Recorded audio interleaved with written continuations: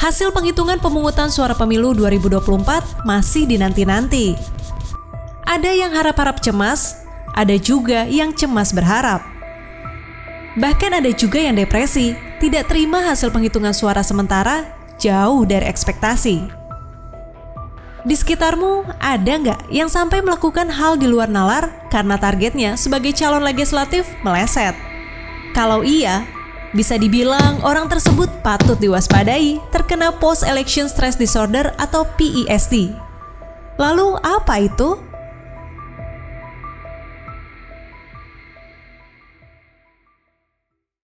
Post-Election Stress Disorder atau stres pasca pemilu merupakan kecemasan yang ditandai dengan perasaan cemas atau takut setelah berakhirnya pemilu.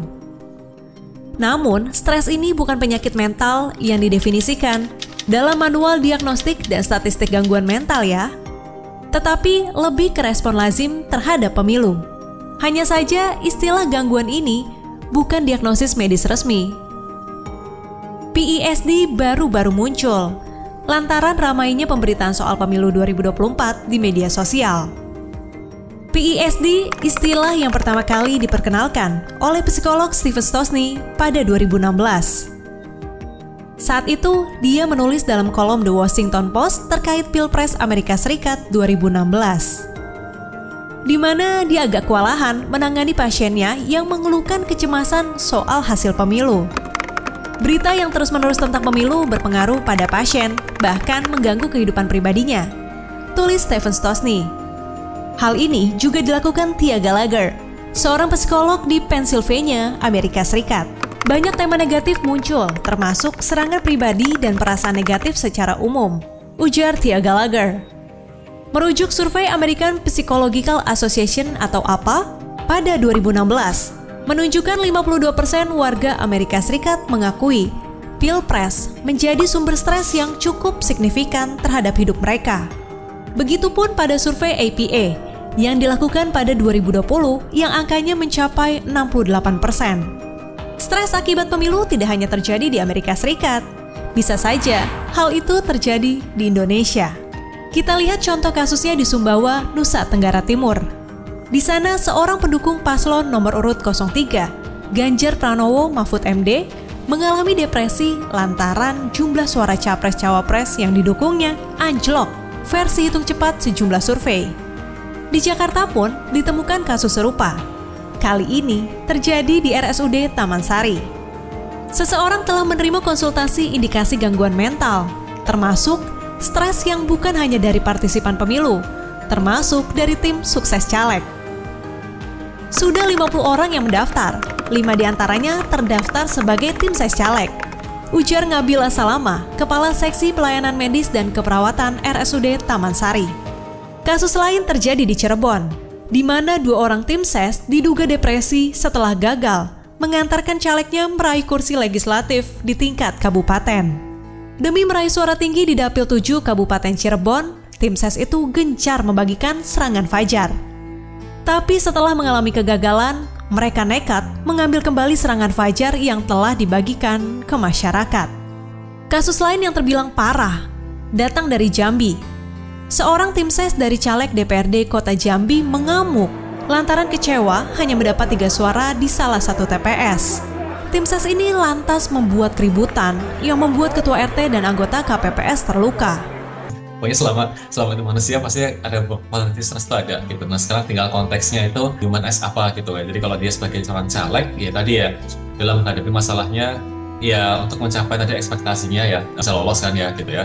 Terpilih gitu, kemudian menang gitu. Kalau dari pendukungnya itu juga pasti ekspektasinya adalah tokoh yang didukungnya itu akan maju. Kemudian kalau ketika dia melihat bahwa oh ternyata ini tuh masih sulit gitu dan masalah yang dihadapi itu sangat besar, sangat banyak gitu. Nah itu yang berpotensi untuk menimbulkan stresnya. Masalahnya kan kita tahu cukup banyak ya. Jadi misalnya dari isu-isu teknis misalnya dari penghitungan suara gitu. Lalu apa sih penyebab dari PESD ini? Bagi kamu yang mengkonsumsi informasi politik yang berlebihan, mengikuti berita terkait pemilu terus-menerus, baik di media ataupun di sosial media, tanpa disadari, bisa membuat cemas dan stres kita meluas. Tidak hanya itu, PESD juga disebabkan paparan sosial. Misal, Budi awalnya nggak mengikuti soal politik, tapi lama-lama jadi terpengaruh oleh iklim politik karena keluarga, teman, atau rekan kerjanya seringkali membicarakan politik. Sebab pemilu telah membanjiri kesadaran publik dan tak sedikit orang yang membentuk opini. Berikutnya, ketidakpastian hasil pemilu. Hasil yang nggak sesuai harapan, terutama untuk peserta pemilu ataupun pendukungnya, nyatanya mampu menimbulkan kekecewaan atau bahkan rasa frustasi. Apalagi kalau itu pendukung fanatik, risikonya lebih besar jika mengalami respon stres atau depresi dibandingkan pemilih rasional. Jika sudah mengalami kecemasan, susah tidur, selalu berpikiran negatif, panik, bahkan sampai marah-marah yang nggak terkendali, maka ini termasuk gejala dari PISD, dan sebaiknya jangan dibiarkan ya. Harus tahu dulu sumber stresnya apa dulu. Misalnya kalau sumber stresnya adalah paparan media sosial, maka kita kurangi konsumsi media sosialnya. Kemudian sumber stresnya adalah omongan orang, hujatan orang, misalnya melalui WhatsApp, melalui telepon, bisa kita katakan batasi komunikasi dengan mereka. Jadi yang perlu dilakukan adalah membatasi sumber-sumber stresnya gitu. Ya tentu saja kalau sudah mengalami gejala yang sudah sangat parah, misalnya dirasa ingin menyakiti diri sendiri atau ada keinginan untuk menyakiti orang lain baik secara fisik maupun verbal, sebaiknya sih sudah harus ditangani oleh profesional gitu. Jadi ini masalah yang serius gitu. Cuman masalahnya adalah mungkin culture di Indonesia juga ya gitu ya. Jadi itu awareness terhadap masalah ini tuh masih rendah gitu kalau yang saya lihat. Orang tuh masih meremehkan gitu loh sifatnya. Kemudian juga awareness untuk kesadaran untuk untuk konsultasi ke misalnya ke psikolog, psikiater itu juga masih rendah gitu. Walaupun kita lihat kemarin-kemarin kan di berita kayaknya emang pemerintah sudah mulai membuka itu ya. Jadi yang konsultasi gitu dari psikolog itu bisa gratis dengan BPJS misalnya gitu kan.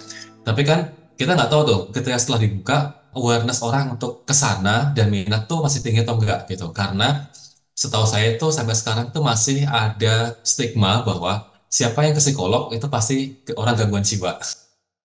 Sebenarnya pesan ini tidak hanya untuk para caleg ataupun tim sukses. Pergi ke psikolog bisa dilakukan siapa saja dan tidak melulu karena masalah gangguan jiwa. Kamu sudah pernah ke psikolog?